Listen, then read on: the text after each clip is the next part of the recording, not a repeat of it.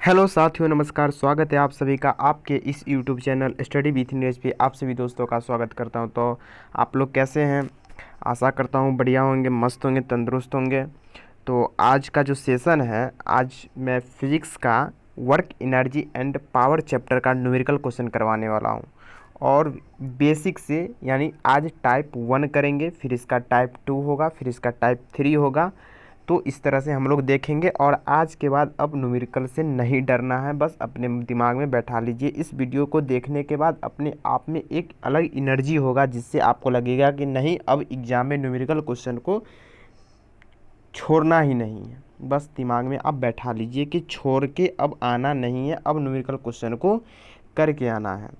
ठीक है, तो चलिए वीडियो को स्टार्ट करते हैं। सबसे पहले हम लोग बेसिक पढ़ेंगे, फिर बेसिक के बाद हम लोग क्वेश्चन करेंगे।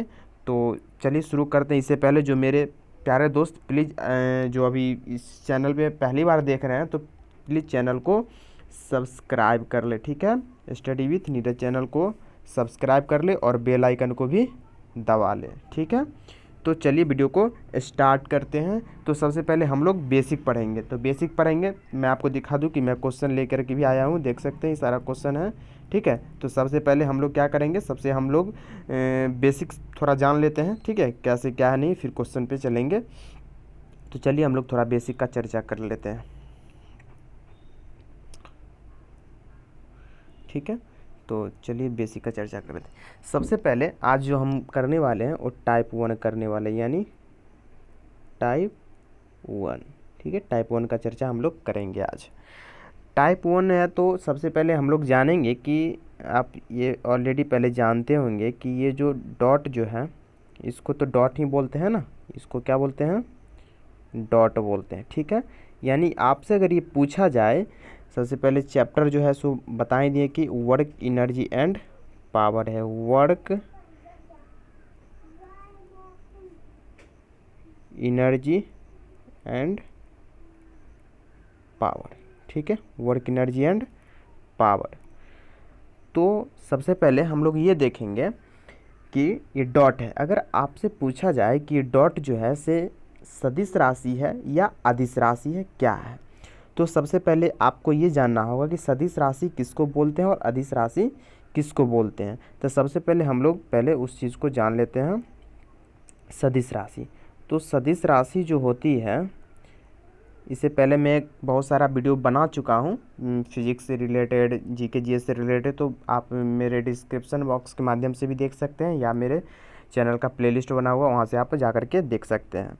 ठीक है, इसके बारे में भी बताए हुए हैं। बहुत सारा स्टूडेंट को कन्फ्यूजन हो जाता है कि सदिश किसको, क्या मतलब सदिश किसको बोलते हैं, दिश किसको बोलते हैं, क्या किस में क्या होना चाहिए, नहीं होना चाहिए। तो इसका मैं क्लियर कर चुका हूँ इससे पिछले वाले वीडियो में। ठीक है, तो आप ज़रूर इस वीडियो को देखें। तो सदिश राशि जो है, तो सदिश राशि में दो चीज़ का मतलब होना ज़रूरी है। क्या क्या चीज़ होना चाहिए?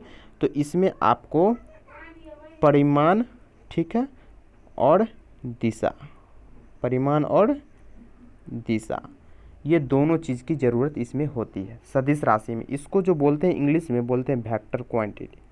क्या बोलते हैं? वेक्टर। ठीक है, वेक्टर क्वांटिटी बोलते हैं।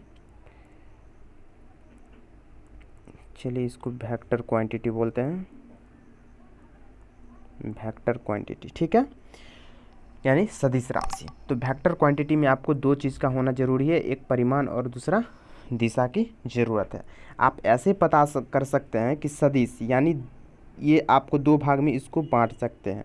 यानी ये आपका दिश हो गया, इसी से आप समझ सकते हैं कि इसको सदिश है मतलब दिशा के साथ, यानी इसको जो है सदिश राशि यानी दिशा के साथ, यानी दिशा के साथ मतलब इसमें जो है सो दिशा भी होना ज़रूरी है परिमाण के साथ ही।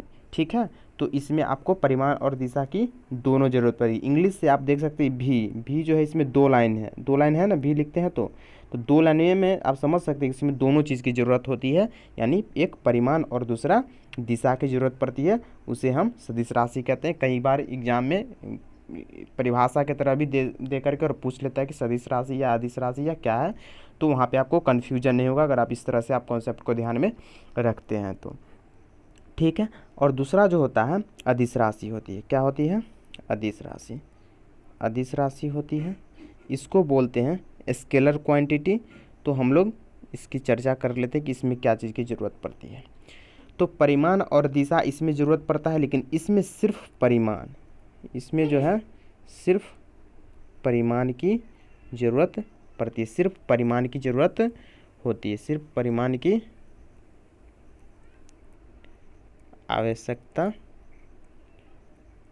होती है। ठीक है, सिर्फ परिमाण की आवश्यकता होती है इसमें अदिश राशि में। तो आपको ध्यान में रखना है कि इसमें सिर्फ अदिश राशि, ठीक है, इसमें आपको सिर्फ परिमाण की ज़रूरत होती है, और इसमें जो है सो आपको दोनों चीज़ की आवश्यकता होती है, यानी परिमाण और दिशा दोनों चीज़ की आवश्यकता होती है सदिश राशि में। ठीक है, और इससे की भी है तो आप इससे पता कर सकते हैं कि वेक्टर क्वांटिटी होती है, वेक्टर क्वांटिटी में परिमाण एंड दिशा दोनों की ज़रूरत होती है। स्केलर क्वांटिटी यानी अदिश राशि जो है, ये अदिश राशि में आपको सिर्फ परिमाण की ही आवश्यकता होती है। ठीक है, इतना बात आशा करता हूँ कि समझ में आ गया होगा। तो अब हम इससे आगे की चर्चा करते हैं कि कौन सा मतलब अदिश सदिश है, इसके बारे में थोड़ा सा जान लेते हैं। ठीक है, तो चलिए अगला पेज पे चलते हैं।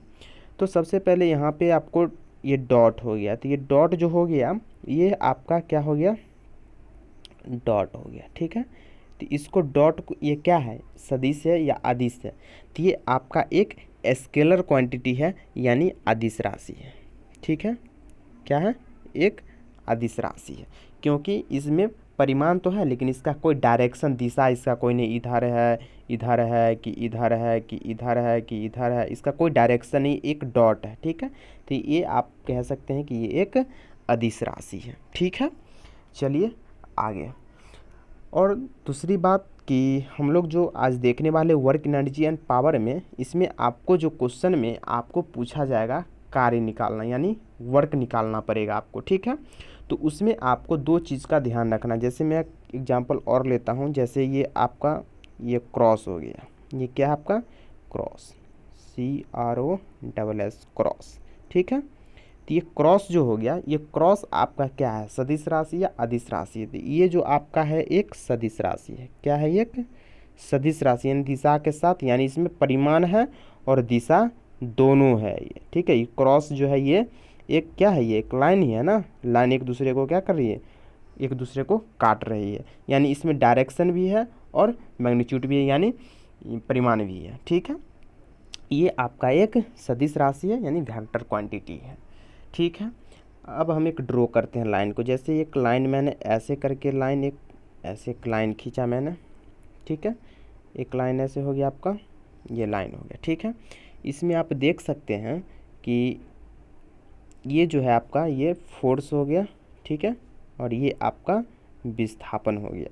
विस्थापन को आप डी भी लिख सकते हैं, एस भी लिख सकते हैं, लेकिन यहाँ पे हम विस्थापन को ऐसे सूचित करते हैं। ठीक है, और सबसे पहले आपको ये जानना पड़ेगा, और इसके बीच के जो एंगल होगा वो थीटा मान लेते हैं। ठीक है, तो यहाँ से आपको, अब यहाँ से आपको वर्क अगर पूछ ले कि इसका कार्य क्या होगा, कैसे हम लोग कार्य को निकालेंगे, तो यहाँ से हम लोग फार्मूला को क्रिएट करेंगे। तो फार्मूला इसका हो जाएगा कि W बराबर, W का मतलब क्या, वर्क बराबर यानी ये फोर्स हो जाएगा। ठीक है, इनटू डिस्प्लेसमेंट, यानी ऐसे इसका विस्थापन हो जाएगा, और इसके साथ जो एंगल जो है थीटा है, इसको हम लिखेंगे कॉस थीटा। ठीक है, क्या लिखेंगे, कॉस थीटा।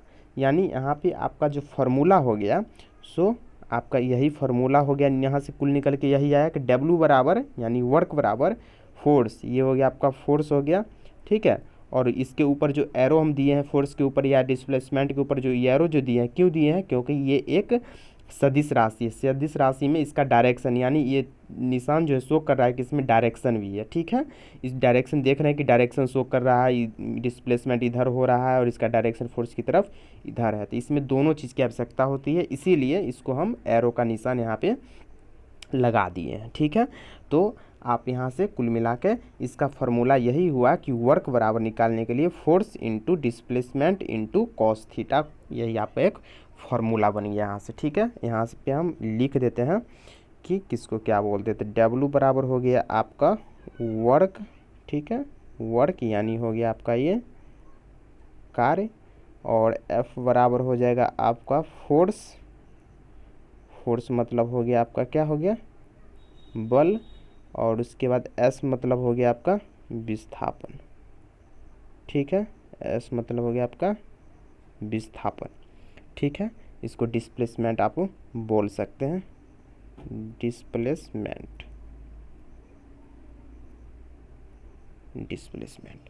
ठीक है, तो यहाँ पे तीन चीज़ों की आवश्यकता है, और थीटा आपका ये क्या हो गया, थीटा आपका ये तो थीटा आपका एंगल हो गया। ठीक है, कितना एंगल का बन रहा है कौन, ये आपको क्वेश्चन में दिया हुआ है। क्वेश्चन के माध्यम से पूरा कॉन्सेप्ट क्लियर हो जाएगा।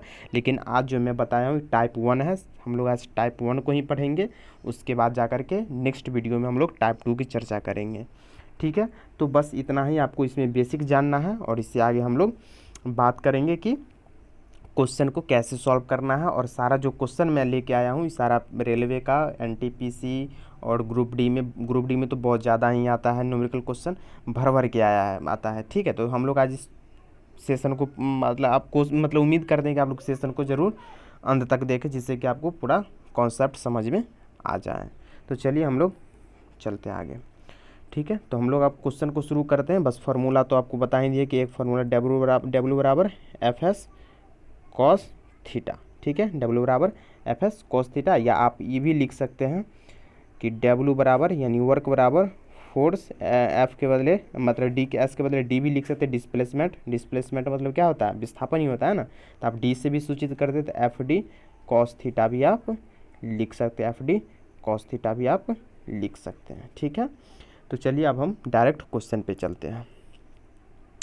चलिए पहला क्वेश्चन है, क्वेश्चन में कह रहा है कि 20 न्यूटन का एक बल है, 20 न्यूटन का एक बल है, एक वस्तु को 2 मीटर विस्थापित कर देता है। कितना मीटर विस्थापित कर देता है, विस्थापन अभी हम जस्ट पढ़ाए ना, डिस्प्लेसमेंट, ये विस्थापित कर देता है, और 20 जूल कार्य करता है। तो बल और विस्थापन के बीच कोण क्या है, यानी इसमें आपको एंगल पूछ दिया है, कोण यानी थीटा का मान इसमें पूछ दिया है आपको कि थीटा का मान क्या होगा, थीटा का मान पूछ दिया कि थीटा का मान क्या होगा, ये आपको बताना। तो सबसे पहले हम ये लिख लेंगे कि इसमें क्या क्या दिया हुआ, हम कैसे समझेंगे कि किस चीज़ मतलब क्या दिया हुआ था। सबसे पहले आपको एक हिंट मैं कर देता हूँ कि आपको सबसे पहले यूनिट से आपको पहचान लेना है कि क्या दिया हुआ, और भाषा अगर कहीं समझ में नहीं आता हो तो आप यूनिट से पहचानने की कोशिश ज़रूर कीजिएगा। इसमें देख सकते हैं कि यहाँ पर जो है सो 20 न्यूटन, न्यूटन हो जो होता है वो बल का ऐसा मात्रक न्यूटन होता है। ठीक है, यानी समझ में आपको आ गया होगा कि ये जो दिया हुआ है सो फोर्स दिया हुआ है, क्या दिया हुआ है, फोर्स दिया हुआ है, यानी एफ कितना हो गया आपका 20 न्यूटन हो गया। ठीक है, 20 न्यूटन कितना मीटर विस्थापित, 2 मीटर विस्थापित कर देता है, यानी डिस्प्लेसमेंट, यानी आप डी लिख सकते हैं 2 मीटर।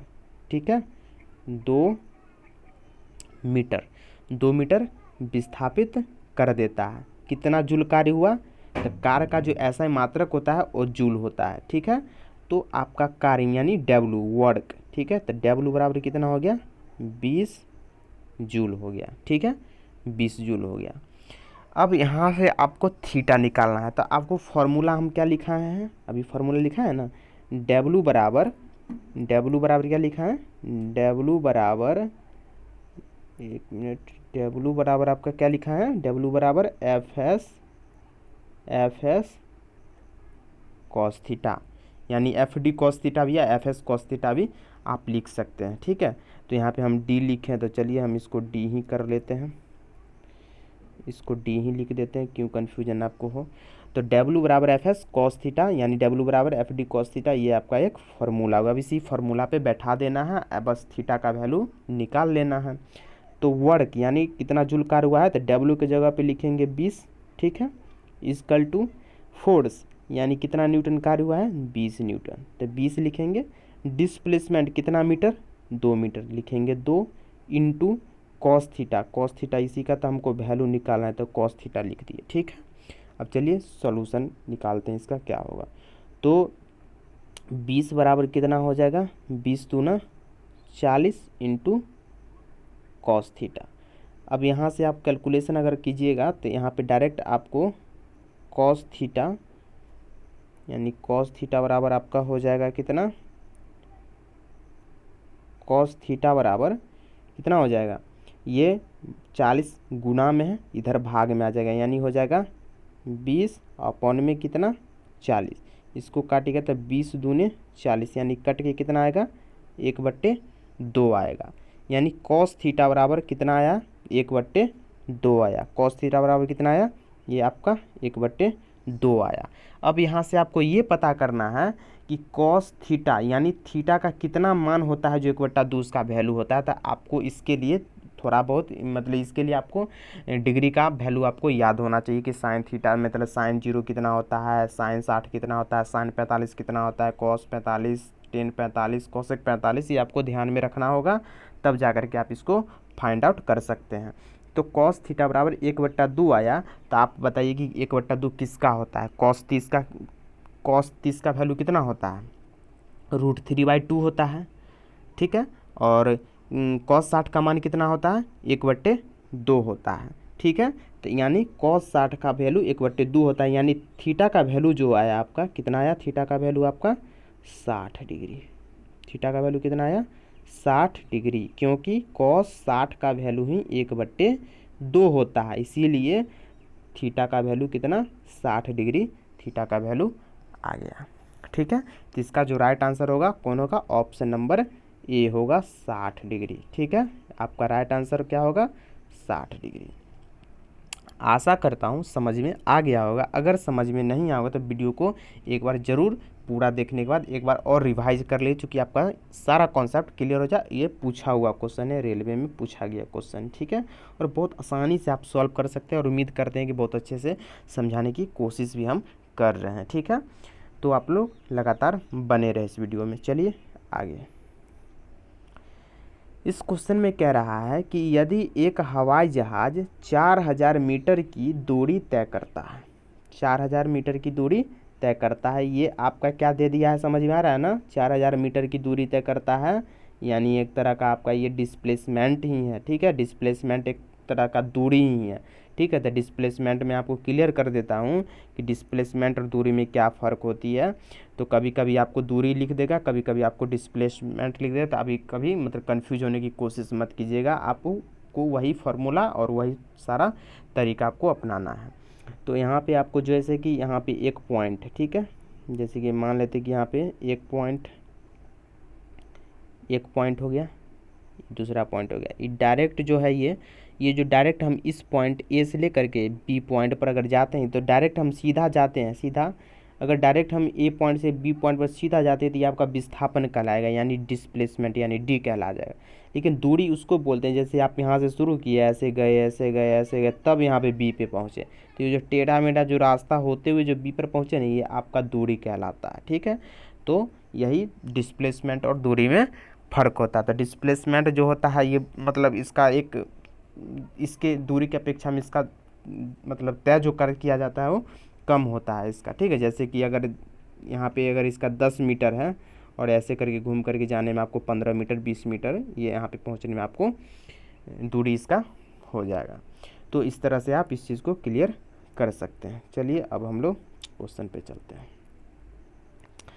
तो इसमें जो कह रहा है कि 4000 मीटर की दूरी तय करता है, यानी हम लिख लेंगे कि डी बराबर दिया है 4000 मीटर और किया गया कार्य 20,000 जूल है, यानी वर्क दे दिया है कि 20,000 कितना है 20,000 जूल। तो लागू किया गया बल ज्ञात कीजिए, यानी क्या निकालना है फोर्स, एफ निकालना है, ठीक है। एफ निकालना है कि कितना होगा ये आपको बताना है, ठीक है। तो चलिए हम लोग चर्चा करेंगे। और एक बात और क्लियर कर दूं आपको कि अगर कहीं पे अगर आपको थीटा के चर्चा एंगल नहीं दिया हुआ रहे तो आपको वहाँ पे मतलब ध्यान में रखना है कि आपको वहाँ पे थीटा बराबर कुछ नहीं दिया हो तो आपको 0 डिग्री मान लेना है, ठीक है। आपको वहाँ पे क्या मान लेना है 0 डिग्री अपने मन से मान लेना है और क्वेश्चन को सॉल्व कर लेना। तो चलिए अब हम लोग फार्मूला को लिखते हैं। तो फार्मूला क्या था बताइए, W बराबर F D cos theta, F D cos theta. तो वर्ग कितना हो गया बताइए 20,000, तो 20,000 हो गया, 20,000 जूल हो गया। फोर्स हमको निकालना है तो एफ लिख देंगे डिस्प्लेसमेंट कितना है बताइए 4000, यानी 4000 हो गया।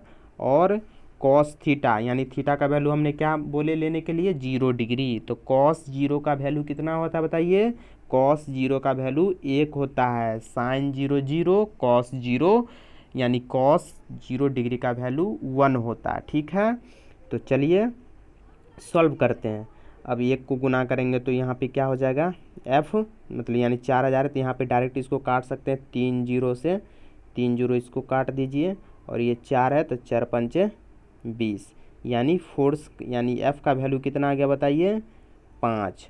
f का वैल्यू 5, लेकिन 5 क्या, तो फोर्स का जो होता है यूनिट जो होता है ऐसा यूनिट न्यूटन होता है, तो इसको लिखना है आपको न्यूटन, यानी 5 न्यूटन। तो आपका राइट आंसर हो गया 5 न्यूटन, यही आपका राइट आंसर हो गया 5 न्यूटन।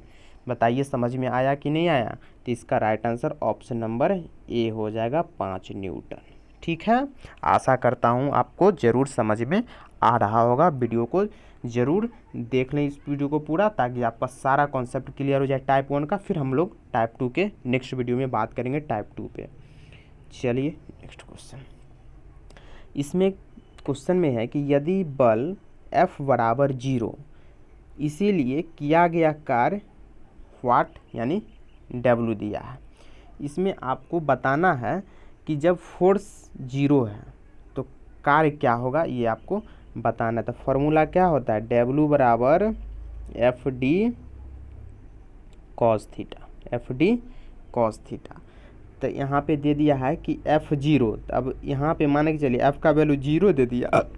F का वैल्यू अगर आपको 0 दे देता है और 0 से आप किसी भी टर्म को गुना कीजिएगा तो आपका क्या होगा सो बताइए।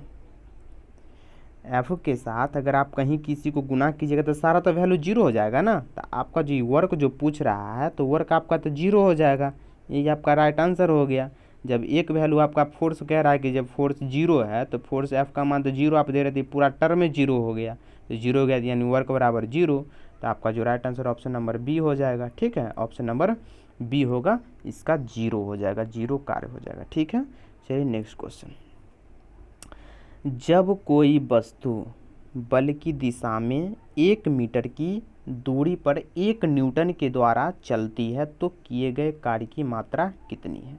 तो सबसे पहले हम इसमें क्या लिखेंगे, तो यहाँ पे देख लीजिए 1 मीटर, बल की दिशा में 1 मीटर की दूरी, मतलब दे दिया डिस्प्लेसमेंट, आप लिख सकते हैं इसको 1 मीटर।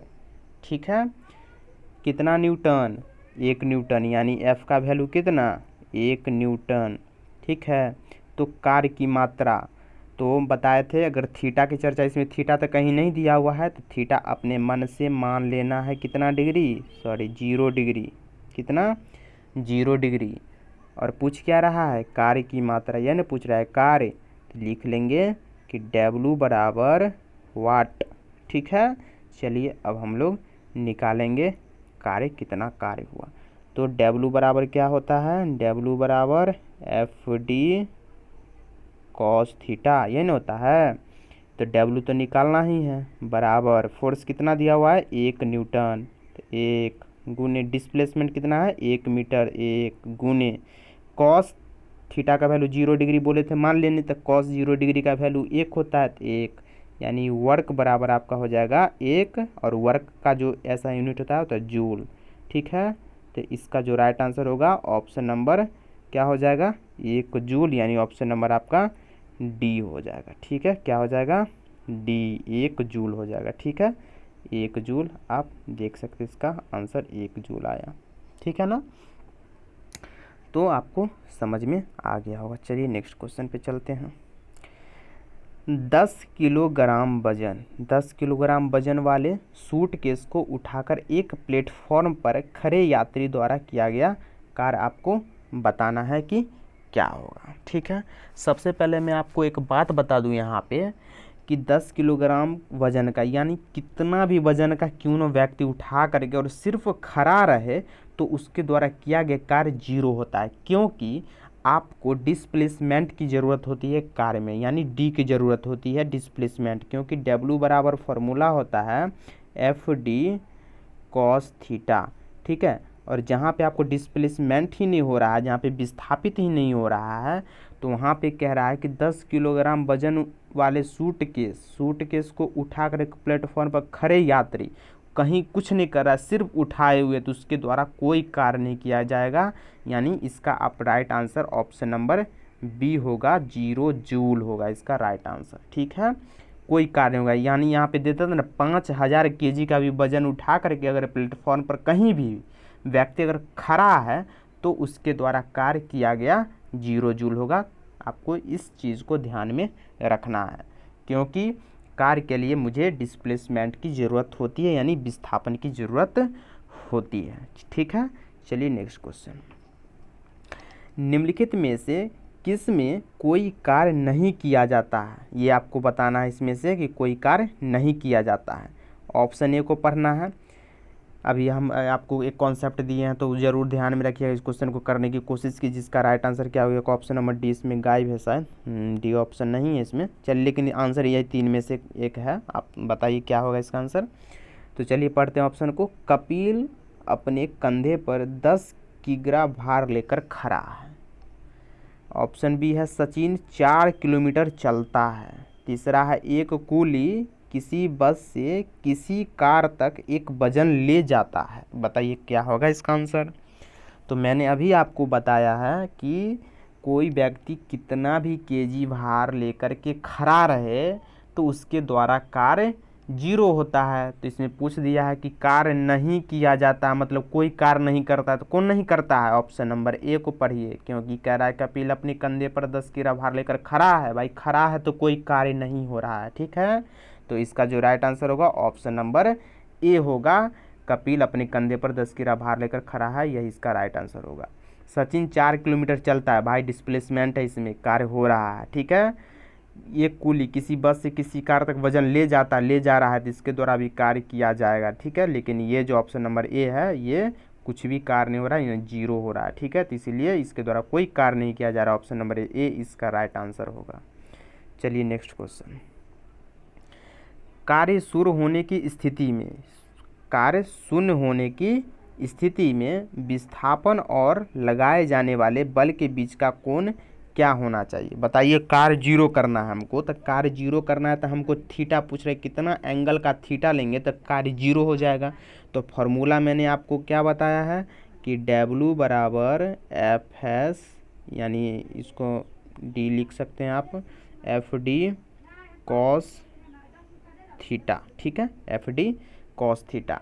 अब बता रहा है कि थीटा का वैल्यू क्या लेना चाहिए जिससे कि पूरा टर्म 0 हो जाना चाहिए। तो आपको कॉस किस डिग्री का वैल्यू जो है 0 होता है ये आपको बताना है। तो सबसे पहले जानते हैं कॉस 45। तो कॉस 45 कितना होता है बताइए, कॉस 45 कितना होता है। तो कॉस 45 1/√2 होता है। तो 1/√2 होगा तो कभी भी टर्म पूरा 0 होगा नहीं ना, 0 होगा। चलिए, अब कॉस 120 की तो चर्चा ही नहीं करना, चूँकि 120 हम लोग को अभी इसके बारे में जानना ही नहीं, कॉस 120 होता ही नहीं है इसमें। ठीक है, उसके बाद जो है कॉस 90 डिग्री, यानी 90 डिग्री कितना होता है कॉस 90 डिग्री का। तो कॉस 90 डिग्री का जो वैल्यू होता है वो 0 ही होता है। आपको ये पता होना चाहिए कि कॉस 90 का जो वैल्यू होता है, कॉस 90 डिग्री का वैल्यू होता है 0। जब कॉस 90 डिग्री का वैल्यू अगर इसके जगह पे अगर आप 0 बैठा दीजिएगा, 0 जीरो से कुछ भी ये फोर्स कुछ भी रहे, डिस्प्लेसमेंट कुछ भी रहा, 0 सिर्फ आ गया तो पूरा टर्म को 0 कर देगा, यानी कार्य बराबर यहाँ पे 0 हो जाएगा। ठीक है, तो इसीलिए इसका जो राइट आंसर होगा ऑप्शन नंबर क्या हो जाएगा, सी हो जाएगा राइट आंसर 90 डिग्री। यानी बल और विस्थापन के बीच, जैसे मैंने आपको एक ग्राफ के माध्यम से बता देता हूँ, ये आपका हो गया फोर्स और ये हो गया आपका डिस्प्लेसमेंट। ठीक है, तो इसके बीच तो कुछ एंगल है ना, लेकिन कह रहा है कि इसमें कि अगर आपको इस तरह से अगर एंगल आपको दिया जाए, ये तो मान के चलिए इसके बीच तो 90 डिग्री नहीं है। ठीक है, 90 डिग्री से कम है ये, लेकिन आपको फिगर अगर इस तरह से दे दिया जाए, अगर फिगर आपको इस तरह से दे देगा इस तरह से, तो इसके दोनों के बीच तो ये आपका मान के चलिए ये फोर्स हो गया, ये आपका डिस्प्लेसमेंट हो गया, इसके बीच जो हो गया आपका 90 डिग्री हो गया। तो इस स्थिति में कार्य 0 होता है, शून्य होता है, ये आपको ध्यान में रखना है। ठीक है, तो इसका जो राइट आंसर होगा ऑप्शन नंबर सी इसका राइट आंसर होगा। ठीक है, चलिए नेक्स्ट क्वेश्चन। एक कूली 100 मीटर की दूरी तक 5 न्यूटन का भार उठाता है, ठीक है, उसके द्वारा किया गया कार्य क्या होगा ये आपको बताना है। फिर देखिए वही बात कह रहा है कि 100 मीटर की दूरी तक 5 न्यूटन का भार उठाता है। अगर कोई व्यक्ति, मान के चलिए कि कोई व्यक्ति अगर खड़ा है, तो खड़ा है और इस रास्ते पे चल रहा है, तो इस दोनों के बीच एंगल जो बनेगा वो 90 डिग्री का बनेगा। कितना डिग्री का बनेगा?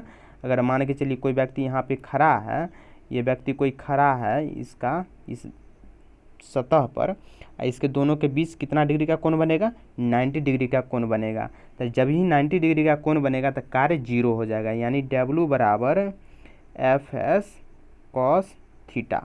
F S cos theta, theta का मान 90 डिग्री यानी कॉस 90 जीरो होता है, यानी पूरा टर्म ये क्या कर देगा? पूरा टर्म ये आपका जीरो हो जाएगा, ये पूरा टर्म आपका जीरो हो जाएगा, ठीक है। इसीलिए इसका right answer option number C हो जाएगा। क्या हो जाएगा? इसका right answer option number C हो जाएगा, जीरो। कार्य इसका जीरो हो जाएगा, क्योंकि कह रहा है कि 100 मीटर की दूरी तक 5 न्यूटन तक भार उठाता है। 100 मीटर दूरी तक तो चलता है, लेकिन 5 न्यूटन का भार उठाता है। लेकिन जब ये व्यक्ति जो उठाता है, तो ये व्यक्ति के बीच और सतह के बीच 90 डिग्री का कोण बनता है, ठीक है। इसीलिए इसका right answer option number C होगा, 0 जूल इसका राइट आंसर होगा, ठीक है। चलिए अब हम लोग नेक्स्ट क्वेश्चन पे चलते हैं।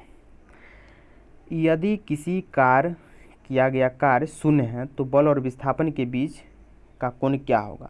अगर कार्य शून्य है तो बल और विस्थापन के बीच, अभी ही हम बताए हम कि क्या होना चाहिए बल और विस्थापन के बीच। तो बल और विस्थापन के बीच जहाँ 90 डिग्री का कोण होगा वहाँ कार्य शून्य होगा। तो कह रहा है कार्य शून्य होगा, कितना डिग्री होगा बल और विस्थापन के बीच का कोण? तो 90 डिग्री, ऑप्शन नंबर बी, ठीक है। 90 डिग्री का कोण होगा, वहाँ कार्य क्या होगा? शून्य हो जाएगा। नेक्स्ट क्वेश्चन, 20 न्यूटन का बल किसी वस्तु पर कार्य कर रहा है, ठीक है। वस्तु बल की दिशा में 4 मीटर के माध्यम से विस्थापित है, तो किया गया कार्य बताना आपको क्या होगा। इसको आपको सॉल्व करना पड़ेगा। तो चलिए सॉल्व करते हैं। क्या क्या दिया हुआ पहले ये लिख लेते। 20 न्यूटन का बल मतलब फोर्स दिया हुआ है, एफ का वैल्यू दिया हुआ है, ठीक है। तो लिख लेंगे फोर्स का वैल्यू कितना है? 20 न्यूटन। ये वस्तु बल की दिशा में 4 मीटर के माध्यम से विस्थापित होता है। आपको डिस्प्लेसमेंट भी दे दिया गया है, डी बराबर कितना? 4 मीटर, ठीक है। तो किया गया कार्य आपको यानी डब्ल्यू निकालना है। और जब इसमें थीटा की चर्चा नहीं किया हुआ, तो जब कुछ नहीं दिया हुआ रहे तो आपको 0 डिग्री थीटा मान लेना है। तो थीटा बराबर 0 डिग्री, ठीक है। चलिए अब सॉल्व करते हैं क्वेश्चन को। तो फॉर्मूला क्या है? डब्ल्यू बराबर F S cos theta. F S का मतलब समझ रहे हैं ना, ये डिस्प्लेसमेंट बोल डी लिख सकते हैं या एस लिख सकते हैं, सेम चीज़ है, ठीक है। चलिए तो यहाँ पे वर्क निकालना है। तो फोर्स कितना दिया हुआ है? 20 न्यूटन। तो 20, डिस्प्लेसमेंट कितना है? 4 metre into 4 into cos 0 degree, यानी थीटा का वैल्यू 0 ले लेंगे, 0। तो कॉस 0 कितना? 1 होता है। तो 20 चौका कितना हो जाएगा? 80, यानी 20 चौका 80। और वर्क का यूनिट क्या होता है? जूल। तो 20 जूल। इसका राइट आंसर क्या हो जाएगा? देखिए यहाँ पे तो इसको सॉल्व भी नहीं करना पड़ेगा। अगर आप यूनिट जानते हैं तो बिना इसको, अगर कुछ भी नहीं पता है ना, आपको सिर्फ यूनिट पता है, तब यूनिट से इस क्वेश्चन को सॉल्व कर सकते हैं। क्योंकि आप इसमें देख सकते हैं इस ऑप्शन में कि दिया हुआ है 80 वाट, 80 न्यूटन, 80 पास्कल और 80 जूल। तो यहाँ तो कार्य पूछ रहा है, कार्य पूछ रहा है ना। जानते हैं कि कार्य का मात्रक तो जूल होता है भैया, पास वाट तो होगा नहीं, न्यूटन तो होगा नहीं, पास्कल तो होगा नहीं। तो आंसर क्या हो जाएगा? 80 जूल हो जाएगा। यानी इसका तो right answer option number D मार के निकल सकते हैं, बिना कुछ किए हुए, बिना सॉल्व किए हुए, ठीक है। ऐसे मैंने यहाँ पे सॉल्व करके आपको तो बता ही दिया कि कैसे इसको निकालना है। तो 80 जूल, इसीलिए यूनिट पे आपको एकदम पकड़ बनाना है और ध्यान रखना है, यूनिट का ही खेल होता है, ठीक है। तो इसका right answer option number D हो जाएगा, 80 जूल, ठीक है। नेक्स्ट क्वेश्चन, चलिए तो 15 क्वेश्चन था इसमें टाइप 1 में। तो मैंने टाइप 1 का सारा 15 क्वेश्चन जो था मैंने करवा दिया है। सॉरी, मैंने 10 क्वेश्चन ही लाया था, 10 क्वेश्चन करवा दिए हैं। और सारा क्वेश्चन है, लेकिन मैं आज इस वीडियो को ज़्यादा लंबा नहीं करना चाहता हूँ। तो चलिए हम लोग जो है सो नेक्स्ट वीडियो में आपसे मिलते हैं, और उम्मीद करते हैं कि आपको सेशन ज़रूर बेहतर लगा होगा। तो आप लोग को ज़रूर चैनल को सब्सक्राइब कर ले, अगर नए जो व्यूअर्स देख रहे हैं, जो मेरे भाई देख रहे हैं, और प्लीज़ चैनल को सब्सक्राइब करके शेयर भी कर दें ताकि और किसी भाई तक पहुंच पाए और इस चीज़ को। चलिए तो मिलते हैं नेक्स्ट सेशन में।